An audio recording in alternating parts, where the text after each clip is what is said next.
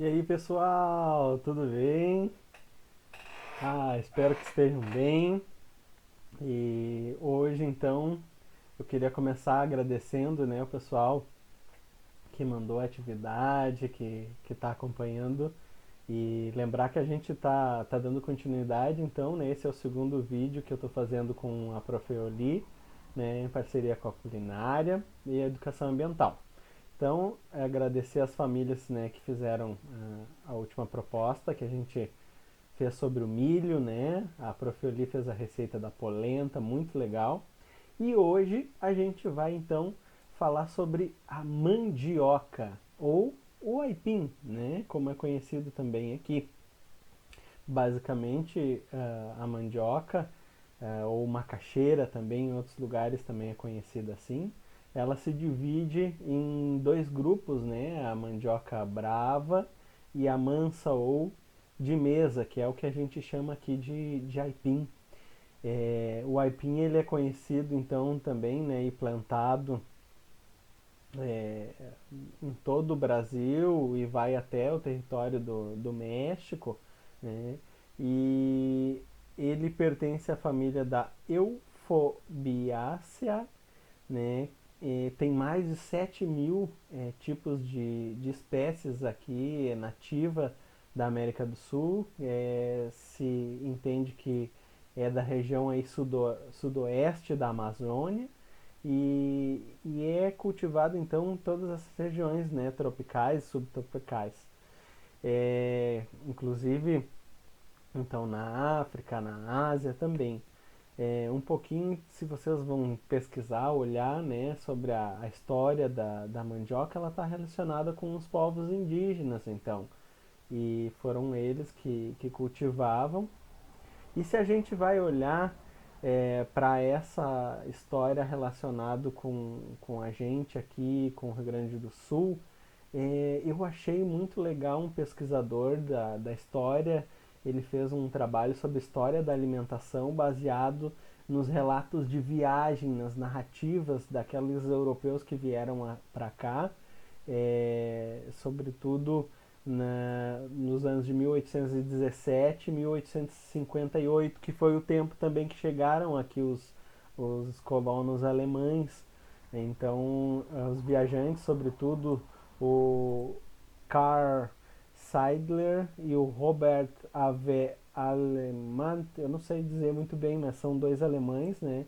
Eles enalteceram, inclusive, as contribuições dos núcleos coloniais alemães.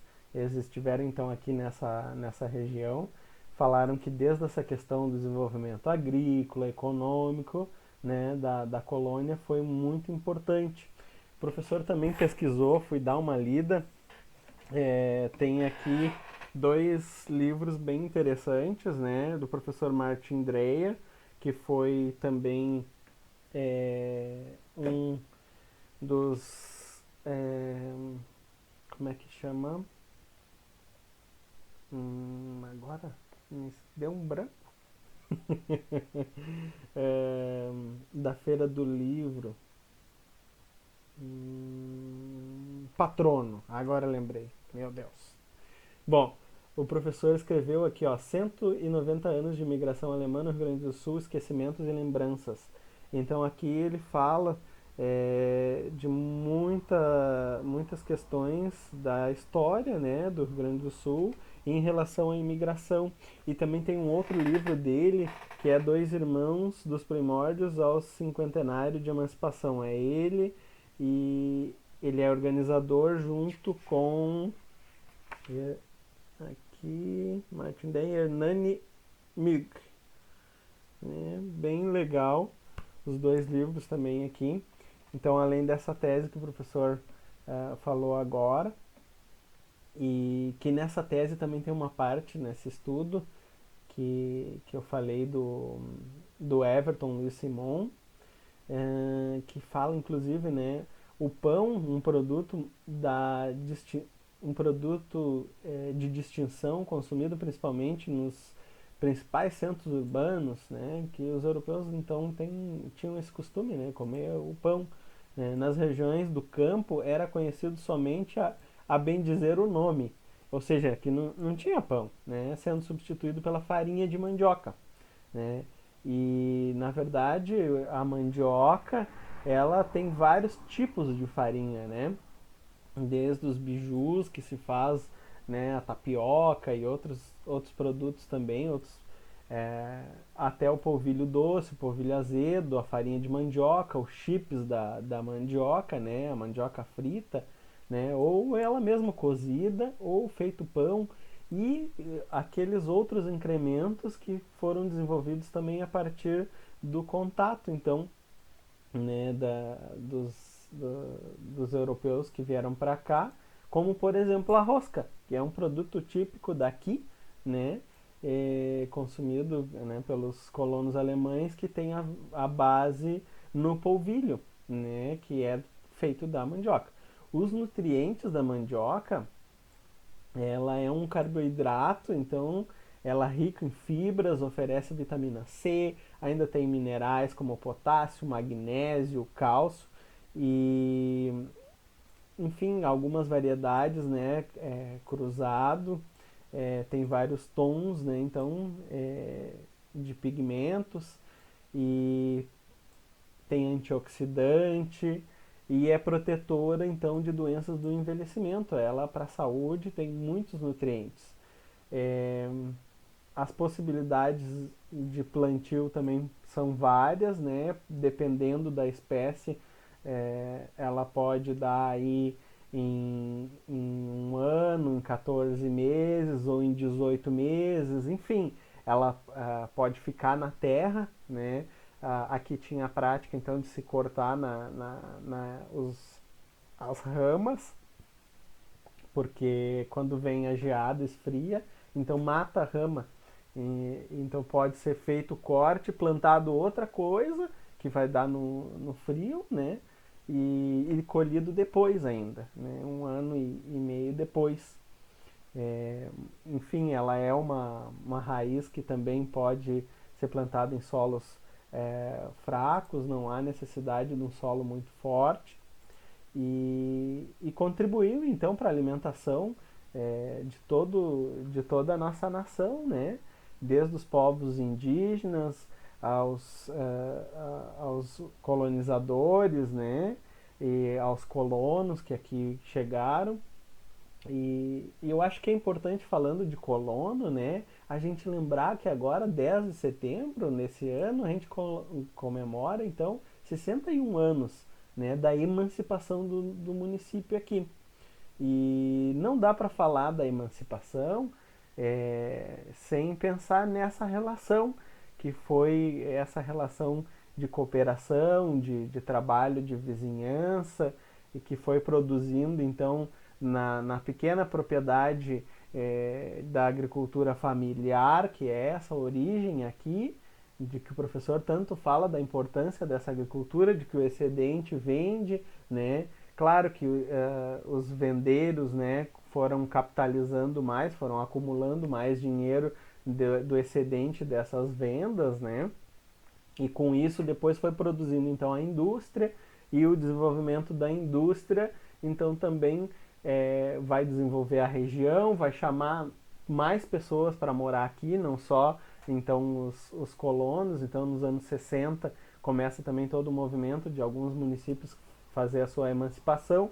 Aqui foi feito então em 58 a consulta, né? E em 59 faz o processo de emancipação. Então a gente no dia 10 de setembro também comemora a emancipação. A gente teve o dia 7 de setembro, né, a comemoração da independência do Brasil, e no dia 10 de setembro, então, essa data, que a gente então pode relacionar, né, com a forma de viver, e por isso que o professor sempre ressalta que é dessa história, né, que a gente tem que observar de uma forma crítica e também preservar, porque já desde a época que esses visitantes europeus, né, vinham aqui, já falavam da importância, né, do desenvolvimento, mas também falavam da questão do desmatamento, né? Então a gente tem que ter uma forma de desenvolver sustentável, né? e saber das nossas raízes para comemorar essas datas, também conhecer as nossas raízes. Então aí agora a Prof. Oli vai fazer, né, uma receita bem gostosa, espero que vocês gostem muito e aproveitem, galera. Tchau, tchau! Boa tarde, queridos alunos! Como é que vocês estão também? Estou com uma saudade de vocês. E assim, então vocês viram, né? Que eu e o professor João, nós estamos numa parceria, educação ambiental com a culinária, num projeto bem bacana agora para o mês de setembro, que é um mês bem bacana de trabalhar, que tem bastante festa. Então, a atividade de hoje que nós vamos fazer é com uma planta que a gente gosta de comer bastante, que tem bastante lá no almoço global, que é o aipim, ou a mandioca, né? E hoje a professora Euli vai trazer para vocês uma receita lá das antigas de um pão de aipim. Bem simples o pão, né? Para vocês fazerem com o que vocês têm em casa aí. Eu agradeço as atividades. Nós estamos com uma nova tecnologia ou metodologia, né? Que é o Classroom. Vai ser melhor porque a gente vai poder postar, a gente vai poder ver as atividades dos colegas também, e isso é bem bacana. Eu espero que vocês façam as atividades com bastante motivação, que vocês curtam bastante e que vocês estejam se cuidando em casa, tá bem? Então, bora lá fazer a nossa receita, tá bem? Só um pouquinho, que eu já vou lá botar meu avental e nós vamos começar a fazer esse pãozinho aí, que é uma delícia. Até já! Então, para a nossa receita de pão de aipim, nós vamos precisar de 500 gramas de farinha de trigo, 1,5 xícaras de aipim cozido com um pouquinho de sal e bem amassado, 1 colher de açúcar, 2 colherinhas de sobremesa de sal, 1 envelope de fermento para pão, 1 colher de manteiga ou banha bem cheia e 1 xícara de água morna. E aqui a farinha para depois a gente colocar na mesa para poder enrolar o nosso pãozinho. Precisamos de uma bacia para a gente misturar e também uma forma depois para a gente pôr o nosso pão, ok?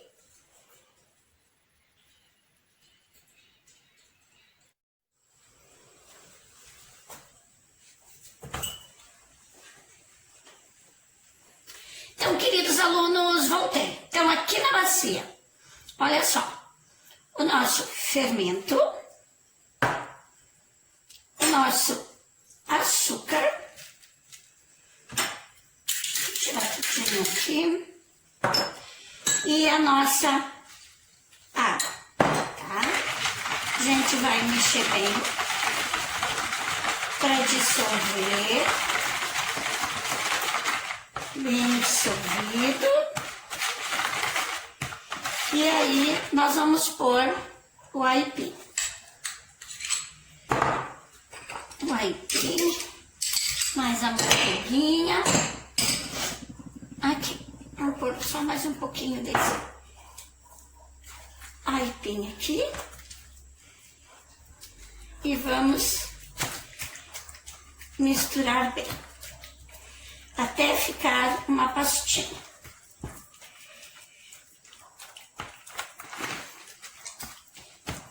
E aí, estão ajudando bastante a mãe em casa? Espero que sim, né? Então, assim, ó, fez, misturou bem, amigos. Olha como é que vai ficando. Tem que ficar bem misturadinho. E na hora de tu amassar o aipim, peça ajuda para avó, pro vô. Não tem coisa mais gostosa, né, de que cozinhar com os avós, com a família perto, ter esse aconchego, né, meus amigos? Então, aqui. E aí, olha só, vamos misturar o sal aqui na farinha e vamos colocar aqui assim. Vamos mexer. E quando tiver bem mexidinho, a prof volta, certo? Para mostrar para vocês como é que tá ficando a massinha, ok? Vamos pôr a mão na massa, assim.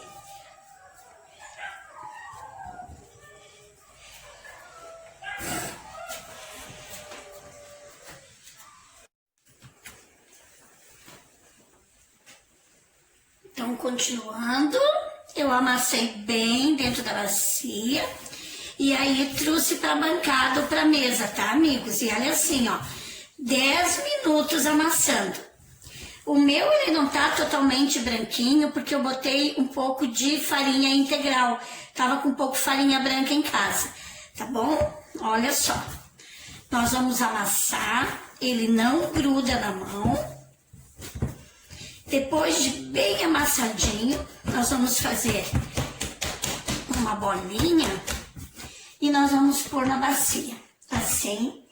E a gente vai deixar crescendo 1 hora num lugar escurinho. Depois a gente volta para pôr ele na forma, tá bem? Então, já voltamos.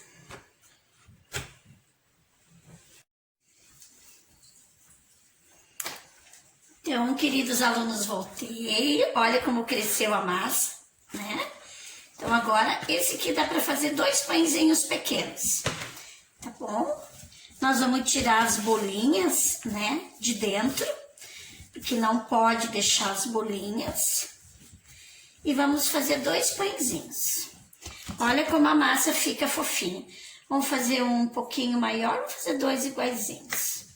Assim. Né? E aqui a gente vai botar um pouquinho de farinha na bancada, né? Vai dar uma amassadinha, só vai fazer assim, ó.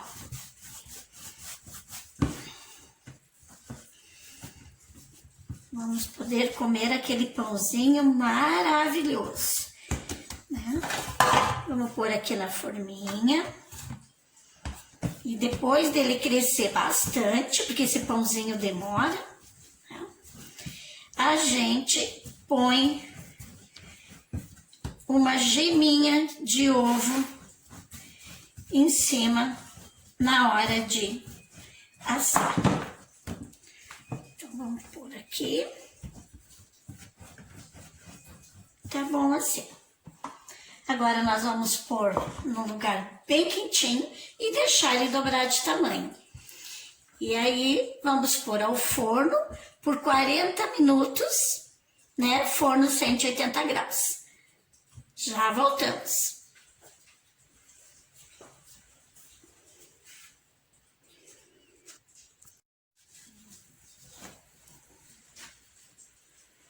Então aqui, amigos, o pãozinho já cresceu. Depois de crescido, então, nós vamos passar uma geminha misturada com um pouquinho de água e vamos pôr em forno pré-aquecido 180 graus para assar o nosso pãozinho por uns 30, 40 minutos, ok?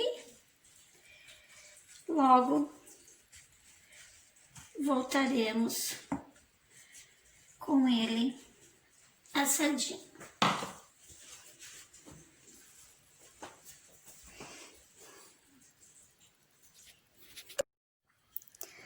Olá, amigos, nosso pãozinho prontinho. Vou mostrar para vocês, ó. Olha como ele fica fofinho, ó. Fofinho, fofinho. Olha só, certo? Então façam o pãozinho de vocês e bom apetite, meus amiguinhos. Até a próxima!